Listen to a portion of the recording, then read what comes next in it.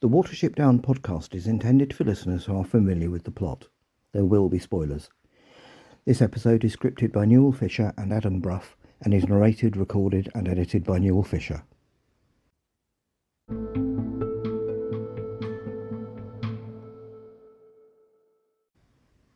Hello and welcome to the Watership Down podcast episode 218, in which we will be going through chapter 9 of the graphic novel, The Stranger in the Field.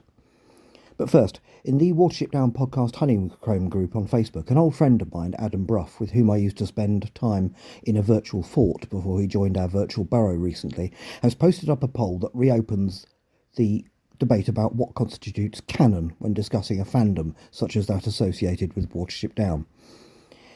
Adam is going through the podcast episodes and seems to have reached a point at which this question became pertinent. The options he decided on in the poll for deciding what defines the Watership Down canon, which are increasingly expansive, are, quote, nothing is canon, it's a social construct. The original Watership Down novel is canon. Anything written by Richard Adams about Watership Down, its settings and characters is canon. Anything legally covered by copyright and licensing is canon. Everything is canon in its own right, including fan fiction and fan art. And whatever is emotionally or intellectually relevant to the readers or audience is canon. End quote. In the light of these options, I added an option which seemed to sum up the approach I took when going through Tales from Watership Down, which was arguably the point at which this issue was most relevant, as I decided not to automatically define the entire book as canon. It read as follows, quote, the content of the original story and anything that extends or augments that narrative in a way that is respectful to the original is canon. End quote. This seems to fall somewhere in between the second and third options. I'm not claiming by any means that the approach I took was correct, it's just the approach that evolved out of my work on the podcast at the time. So, what do you think? And by the way, welcome to the Owsler, Adam. It's good to have an old comrade join us from the days of the car. And yes, that does only make sense to the two of us. Anyway, let's get back to the graphic novel, where the rabbits are about to meet a stranger.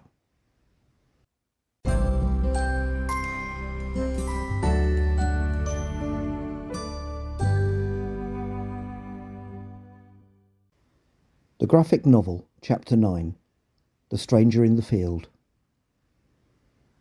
Chapter 9 of the graphic novel has 5 pages and covers the first 15 basic pages or 14 full pages of Chapter 12 of the original novel, which is also called The Stranger in the Field, meaning that this chapter compresses the plot by 10 basic pages and 9 full pages.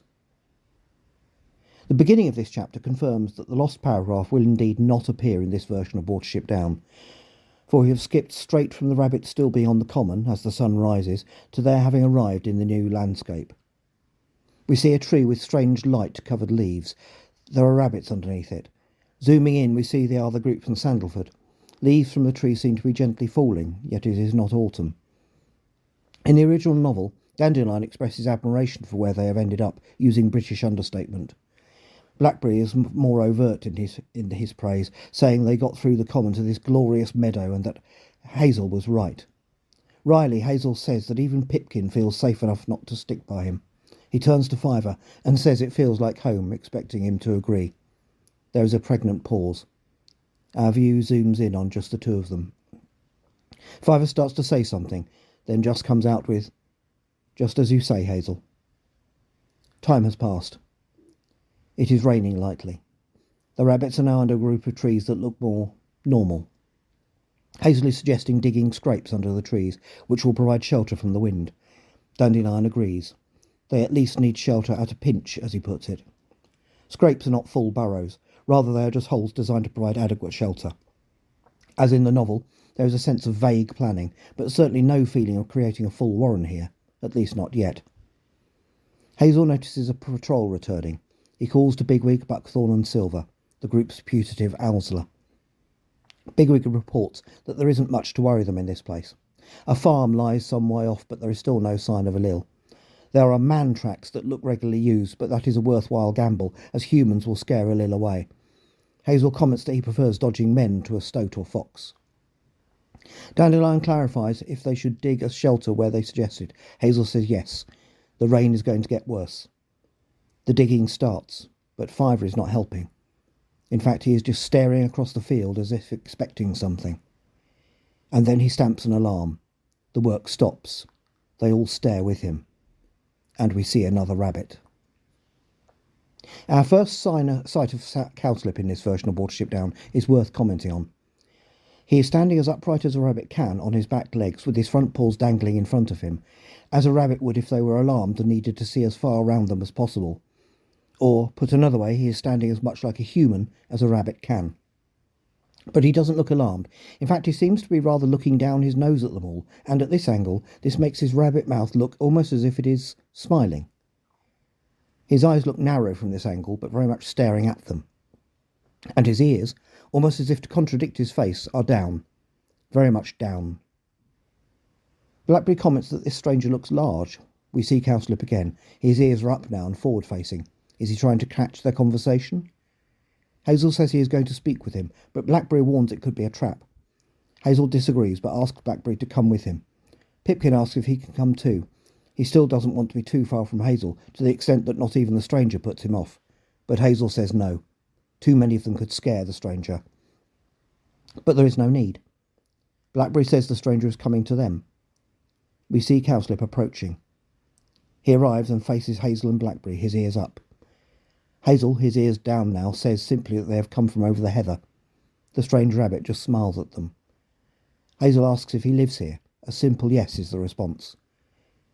Hazel says that they mean to live here as well. There is an awkward pause. Both Hazel and Cowslip's ears are down. With that strange, enigmatic smile on his face, Cowslip says, "Why not?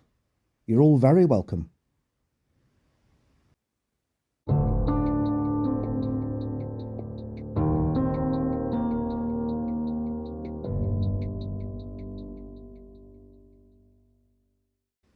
Comparison with the book. This chapter is very much a summarised version of its namesake from the original, up to the point where Cowslip makes it clear they are welcome to join his warren. The initial joy of arriving in this new place, and the playfulness that accompanies it, is summarised into the rabbit sitting contentedly under that strange, almost otherworldly tree that seems to foreshadow some of what is to come. And then matters turn to practicality after the return of the patrol, which reports basically the same as in the novel, the need for shelter being emphasised by the rain. Fiver's misgivings are also apparent from the start, leading to his appropriately giving the alarm when he spots Cowslip.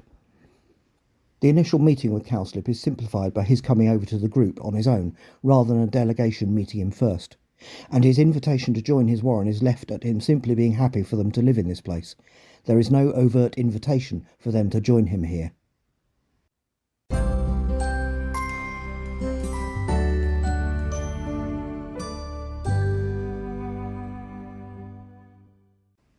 Next time, the rabbits join Cowslip's warren.